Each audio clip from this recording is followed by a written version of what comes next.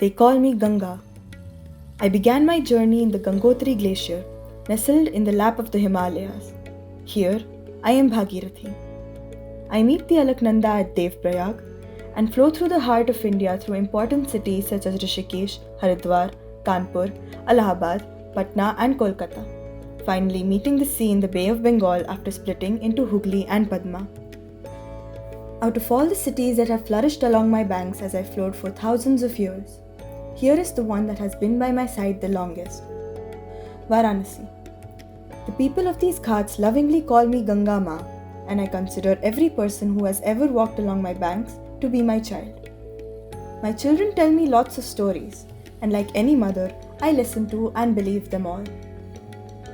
Varanasi's Ghats are populated with hundreds of buildings, and one of them is nearly always lit with the glow of funeral pyres, Manikarnika Ghat. My children say that being cremated here frees you from the cycle of birth and death. Manikarnika is one of the most important ghats for my children, but my story is not about it. It's about the people who keep this ghat alive. Ankush is a member of the Dome community at Manikarnika. He spends his days working at the ghats, often spending hours half immersed in my waters for various reasons. Sometimes, after a long day of work, Ankush goes for a glass of tea. एक cup चाय मिलेगी दादा? But the glass of tea is never handed to him. Impure, some of my children whisper. They were cursed to handle the dead, and we must stay away. Who cursed them? Why? My children have many stories about that too. The story Ankush has been told since he was young goes like this. Shiva's father-in-law insulted him at a sacrificial ceremony, and Shiva's wife, Sati, took her life out of humiliation. Shiva, enraged, carried her half-burned body all over the land, and Sati's earring fell at the spot now known as Manikarnika Ghat. Manikarnika means the jewel of the ear. They say a few Brahmins found the earring and decided to steal it. This angered Shiva even further, and he cursed them to become the lowest class of Brahmins who would be responsible for tending to the dead until the end of time. However, Ankush likes to believe a different version, that the Brahmins who found the earring returned it, and a grateful Shiva blessed them to perform the noble deeds of service. Who knows who came up with which story? Often, Ankush sieves the soil at the edge of the banks for flecks of gold, which are remnants of the jewelry or gold teeth from bodies after they were cremated and their ashes submerged in the waters. Even for this, the people of his community are judged. They point fingers and ask, how can they sift through the remains of the dead so insensitively? It's disgusting.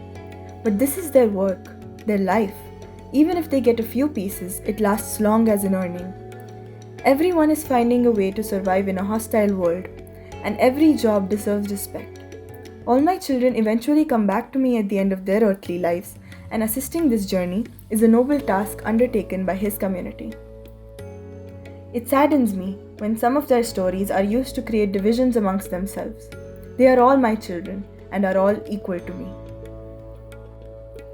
While so many of my children spend their time increasing divisions, there was one man who aimed to unite people through simple principles and values, and his first sermon was preached in the Varanasi forests thousands of years ago.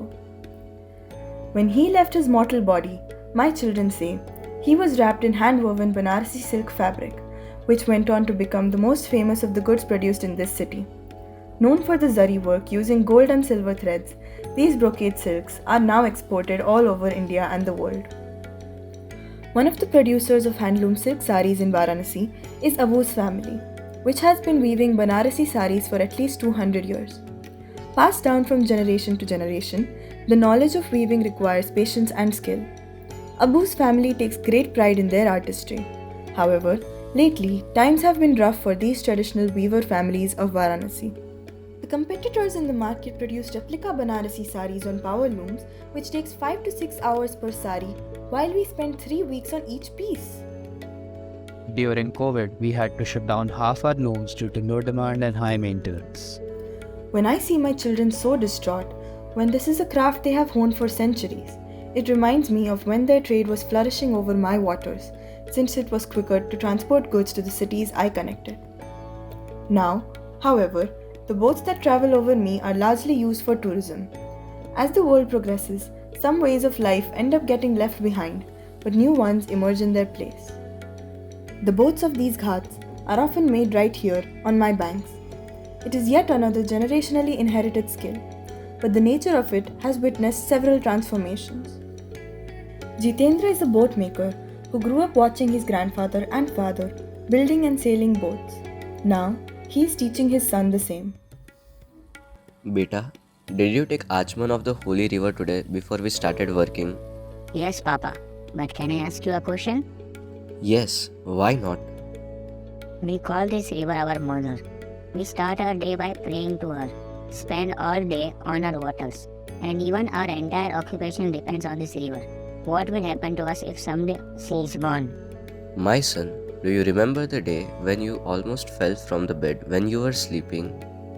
Yes, I woke up out of nowhere and found myself in mother's arms. See, your mother didn't let you fall, and like you said, the river is our mother. She will never let anything happen to us and will always be by our side. Don't think so much about this. Today, I'll teach you how to fix these wooden planks over bitumen coat. Okay. The people of these ghats have faith in me, but I often worry, like Jitendra's son, that I may not always be here for them. I know the quality of my water is deteriorating. People's faith tells them I cannot be polluted, but this covers up for all the industries who find my water a convenient place to dump their chemical waste. However, I also know that there are initiatives to clean the water, to take care of the river they consider their mother. Their faith in me holds enough power to inspire them to change something that was wrong for years. So who am I to question their faith in their stories? I don't know whether my end will come with climate change, the end of the Kalyug, or the end of time itself, but I know that I will spend all my time on earth listening to my children's stories and guiding them through life.